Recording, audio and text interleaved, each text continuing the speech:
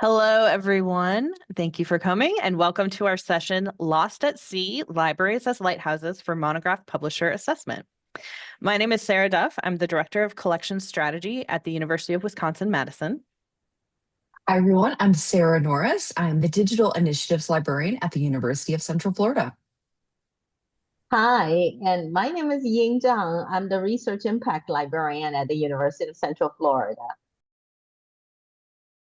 All right, so here's the outline of what we're going to talk about today. First, we'll go over the context and the background of why we wanted to dig into this topic. Then we're going to look at the research that we did, what we found, and the questions that we asked. And then we'll come back with some recommendations from analyzing our research and what we think this topic could do in the future. All right. So before I was at the University of Wisconsin-Madison, I was at the University of Central Florida in the acquisitions department, mostly doing monograph acquisitions. And in this role, I got a question from faculty. First, they were asking, who are the monograph publishers in sociology? Who publishes sociology for monographs? And in some back and forth with them, we came to this next question, which was really what they were behind, which was what are the prestigious publishers for sociology monographs? So this really got me thinking. I talked to a lot of vendors. I talked to a lot of librarians to try to tease out, well, we have all these metrics for journals. We have all these ways that we rank journals. But what do we have for monograph publishers?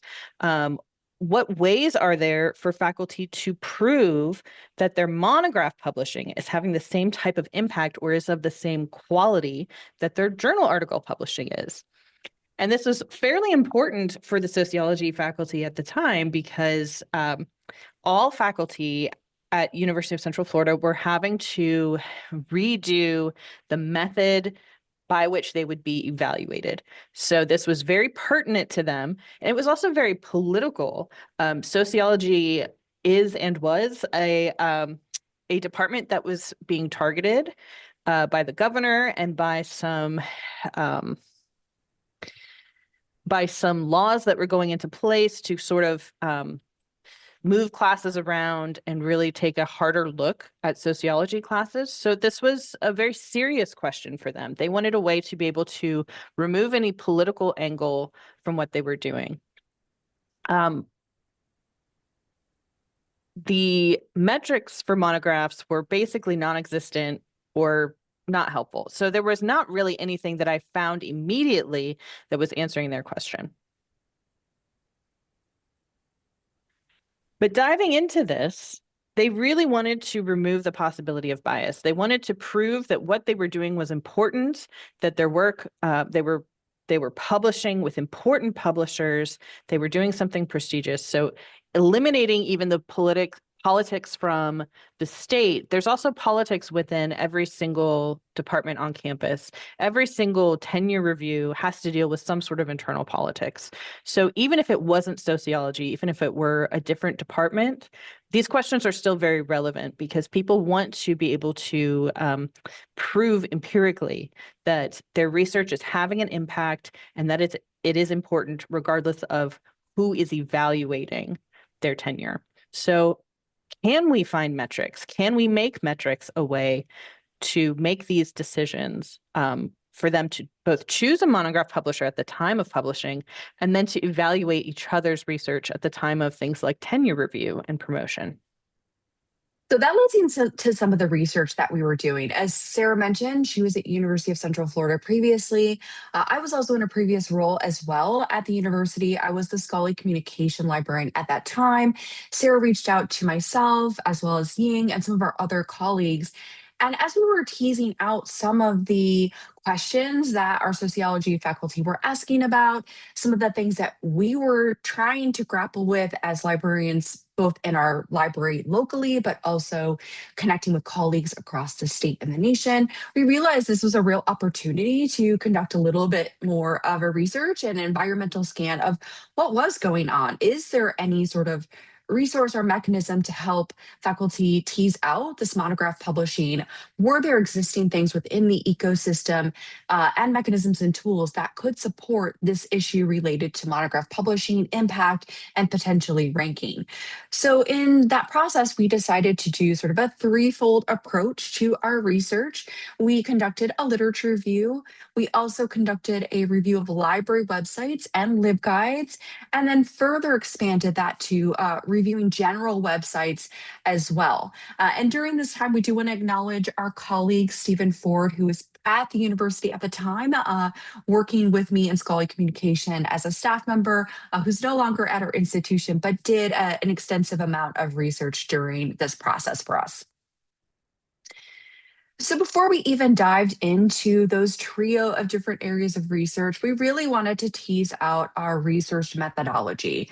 I think we all developed just an extensive amount of questions that we wanted to ask. There were a lot of areas of this that I think we could expand on.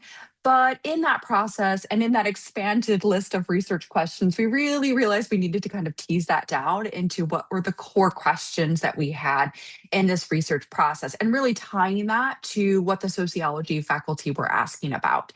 So the first was, how are monographs evaluated and vetted for quality in academic publishing? Are there standards, norms, and tools that are already being used systematically? What metrics or systems exist for ranking academic publishers by discipline? So again, trying to figure out what already existed so that we could better either approach how we support our faculty, or is there gaps in that space? Additionally, were there disciplines that have sort of bespoke systems, things that they're creating locally, whether it's at their institution locally created, whether it's specifically in their department, or a small group of people within a discipline coming up with sort of custom ways in which they could navigate these kinds of questions related to impact? And then finally, is it possible to rank publishers in the current environment? We really struggled with this question, and so we thought this was a really important one to continue to conduct research on and see what others were thinking about this in the ecosystem. So that brings us to the first part of the research. The first was our literature review. So of course, we had those research questions that we were trying to tease out, but we also wanted to ensure that we had a manageable criteria that we could start with to see what was available in the research. We did limit it by the last 5 years. We wanted to ensure that it was timely, that it was relevant to the types of things that are needed now for research impact, recognizing that there may be research on this type of topic, but it might be really outdated or irrelevant at this point. We did focus primarily on English language literature that was out there. We focused also on peer-reviewed journals and monographs, again, just trying to bound that to see what was available out there. So really focusing again on articles and book chapters published in the last 5 years. We did focus specifically on North America and the UK, and this was intentional in the fact that we wanted to, again, sort of start the research process and look for institutions that might be very similar in scale and scope, but also in the ways in which promotion and tenure are approached. And we did exclude non-North American articles, and we'll talk a little bit about our findings and how we do hope to expand that research, realizing that there is potentially a gap in that research area. So with that criteria that we had, we ultimately got 609 articles, which sounds like a lot. And yet from our findings, ultimately what we found is that it is fairly limited in the research on this topic. Most of the literature is really focusing on journal ranking and impact. And so trying to tease some of that out and really focus on monographs was actually quite difficult. We didn't find very much that was monograph focused just in general when it came to publishing and when it came to impact and ranking and best practices. Additionally, institutions and faculty do tend to navigate this on an individual or local basis, whether it's in their college or department or done individually, maybe with consultations with librarians or colleagues. To that end, because a lot of this is often driven at the individual or local basis, it just may be that some of this information is also not available publicly. And so if it's not available publicly, we weren't able to access it during this literature review part of our research. You'll talk a little bit more about our overall findings, but certainly in the literature review, we definitely determined that there's a need to continue to explore this topic. The way in which we developed the criteria was very bounded, and so we should expand that in the future to think about global considerations, especially with the open movement and other things that might impact and give more information about this kind of topic. And then a broader question is thinking about the role of libraries and publishers in providing information and clarity on monograph publishing assessment and things like ranking and impact. So there's definitely a lot that came out of it, even if we didn't find much from the actual literature review itself. The next part of our research was looking at our library website and LibGuide analysis. So our staff member assessed a variety of websites and LibGuides from other academic libraries to get a sense of what was really available on this topic, if there was anything that was available on this topic. Like our literature review, we wanted to make sure to bound and scope this. So we focused primarily on R1 institutions. We also looked at UCF's aspirational and existing peers as a potential place as a benchmark. Equally, we looked at our Florida State University institutions, as we often have very similar and shared approaches. And then we also looked at a select number of Ivy League institutions. So much like the literature review, we were trying to mirror similar types of institutions who may have similar needs and the same kinds of, or at least similar types of promotion and tenure processes and ecosystem in which that they are operating.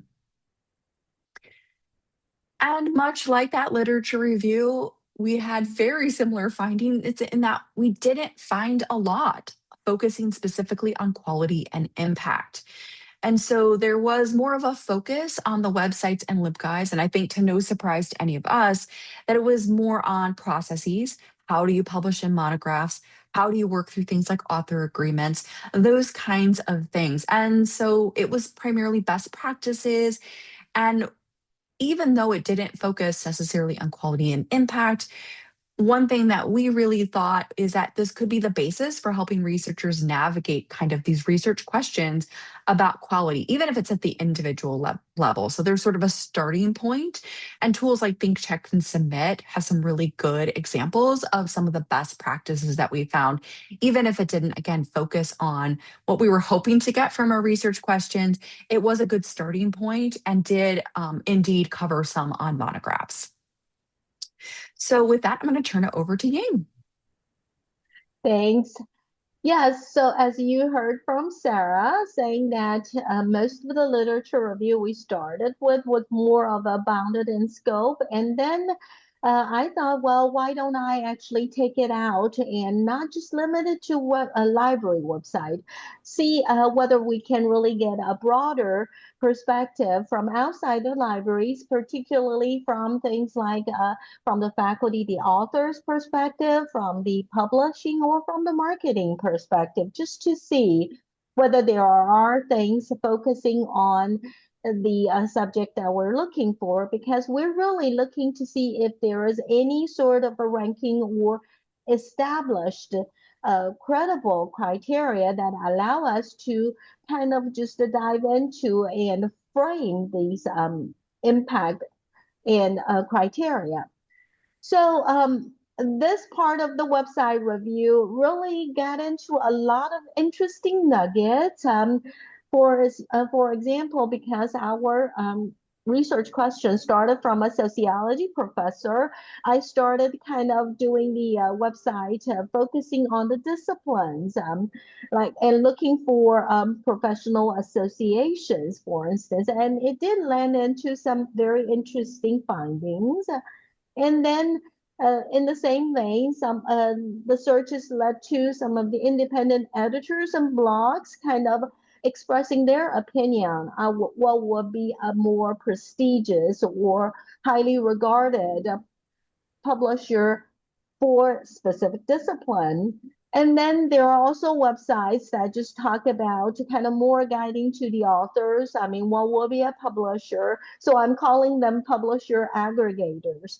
So these were all the searches that were based on the library search skills, librarian search skills.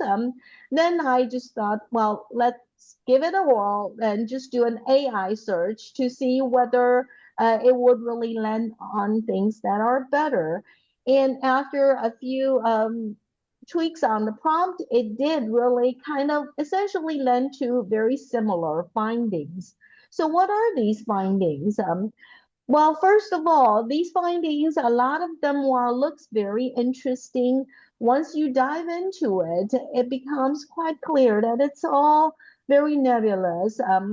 They're not really talking about the criteria. For instance, a website talked about the largest publisher, but it did not really talk about what is the criteria, how they define large by revenue, by global reach, by volume, or what is really the largest one.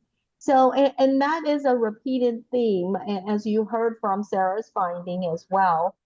And some of the really kind of interesting sites that we landed and I landed looks really spot on. Wait until you drill down and look at when it was formed. Some of them were like 2007, and it's being repeatedly quoted, or 15 years and older. And let's face it, this industry is quickly evolving, and 15 years probably is not going to be good enough. And then because of the nature of this kind of free website search, it also landed a lot on Vanity Press because it's really towards the authors and it's trying to tell you what are these, really, they label it as academic, very loosey-goosey. So a lot of them are not going to be applicable to what we are really set off to search. And most importantly, this is really a summarize. It's the common theme for these websites because we're looking at these websites not from the library lens. They're really targeted towards authors, especially self-publishing authors. So with a lot of commercial objectives, for instance, they're really providing proofread service, indexing services. When you really drill down to, these are really websites to be helpful to the authors, but their real objective is not really kind of helping you rank the publisher. It's basically author services. They're very helpful, but not addressing our issue. So just to kind of summarize the literature review or the research that we all have done, kind of covering what Sarah just mentioned and what I just mentioned. And really, as we saw from Sarah Duff's part, there is a real need from the scholarly community because while this topic, with this question was very specific, we had actually a few similar requests before. And for journal, we know that there are a few resources we can turn to, but Monograph is really far in between.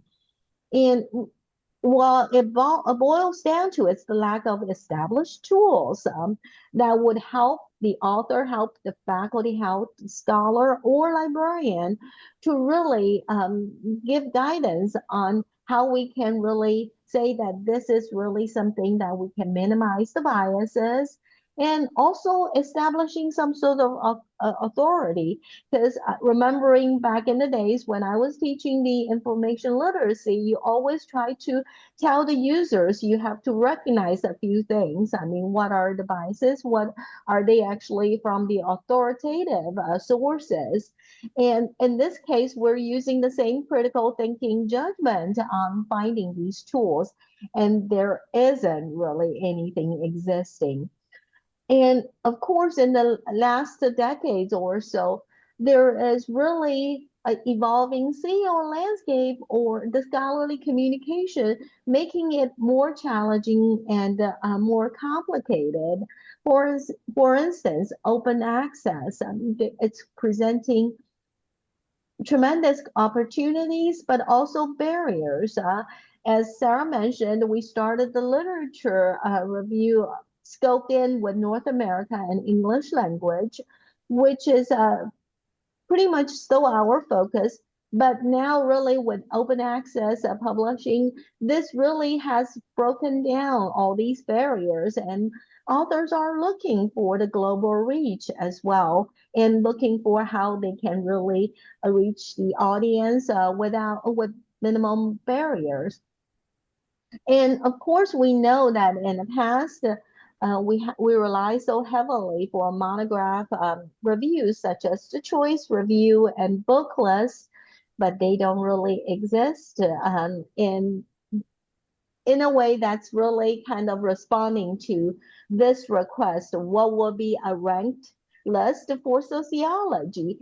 The three of us have a lot of experience in this space, and really after the extensive research, we still could not really identify something that would be totally useful to the faculty. And let's face it, another trend is the increasing interdisciplinary and cross-disciplinary nature of the scholarship. Although we can really find a lot of these professional associations are still giving out guidance on what publishers to publish, and nowadays, the scholars are really conducting research from sociology, for instance, to medicine. So we cannot really just scope into just the publishers for sociology, for instance. So this presents another challenge. So these are really all the summaries from our research. It doesn't seem to be really providing more answers. It's actually creating more questions. Where does this lead to? And so we have a few recommendations, and this is where we would love to really engage you to kind of have a dialogue and discussion. But these are just a few things that we can start with. I'm going to start with the first couple of bullet points and then hand off to my colleagues on this one. So you have heard that we pretty much have done an extended research search and did not think that the ranked approach is going to be applicable in our scenario. So it's probably best to go for a best practice and a tailored one. So for instance, if you got a history professor approaching you, you may actually direct them to some best practices that are different from the sociology. And we also need to kind of engage our faculty, making them realize that maybe interdisciplinary and cross-disciplinary nature is going to really expand this best practice list more so. And with that, I'm going to kind of bounce back to one of the Sarahs. Well, I can kick us off. I think kind of leading to what Ying was saying, you're thinking about sort of these best practices and a ranked approach, looking at that interdisciplinary. I think ultimately thinking about a platform that is agnostic, that does have some functionality and usefulness across disciplines, especially as we're seeing this focus on interdisciplinary, cross-disciplinary research, and various different disciplines, again, have that sort of inherent interdisciplinariness to it as it exists. But we can't do that alone. And so thinking about how we as libraries, librarians, and publishers can work together to have that continued conversation is going to be deeply important. We can't do any of these in a vacuum. We all have strengths that really help complement each other to help develop these kinds of tools. So from our perspective, I think that is really something that we're hoping to hear from all of you, whether you're a librarian or you are working in a publisher or vendor space. how do we foster that collaboration? What are the starting points? What are the pain points that we aren't thinking about? What are the opportunities there? And how do we move forward? So with that, I'll turn it back over to Sarah to kind of round us out with some of the other things that we're thinking about in this process. Yes, absolutely. So, in addition to collaborating between libraries and publishers, I mean, that leads right into the next point, which is that this could really be a global framework.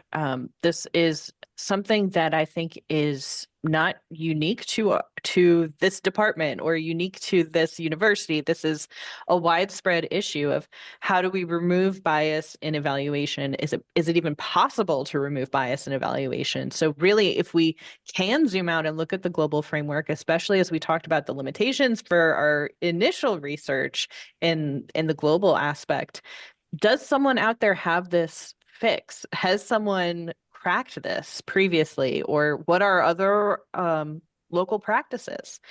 In addition to that, we really would like to, if we do establish this framework, we would really like to establish an audit process because, as Ying mentioned, the industry is undergoing so much change. There's so much change happening right now. And so this couldn't be a static framework. It would need to be updated. And there would need to, if the goal of it is to minimize bias, there needs to be a way to evaluate. Is there any bias that was unforeseen, or has bias sneaked in some way? So it would need to be evaluated from time to time. And lastly, this one is really a question. Is there a way to leverage AI to help with this? If not AI in the true artificial intelligence sense, is there a way to develop an algorithm that can evaluate publishers, or to set something up to go through the outputs and determine something? That's a real question that we do not have an answer for just yet. However, we do want to mention, we have this down at the bottom. We will be digging into this further at the Charleston Conference Asia in January 2026. So just a slight little plug there. If you would like to go to Bangkok, please come and join us at Charleston Asia, where we will dig into this further. Absolutely. And with that, we're going to be opening up with questions and answers, and well, probably more questions. But yeah, I definitely want to echo both Sarah's comment and as you saw, one bullet point from Sarah's earlier slide, we are really looking at the future collaborations and doing future research, and Charleston Conference Asia will be the beginning of that part. So come to join us, and we are going to be expanding more into the AI and open access aspect, and look forward to that. Thank you so much for coming, and we look forward to hearing your questions.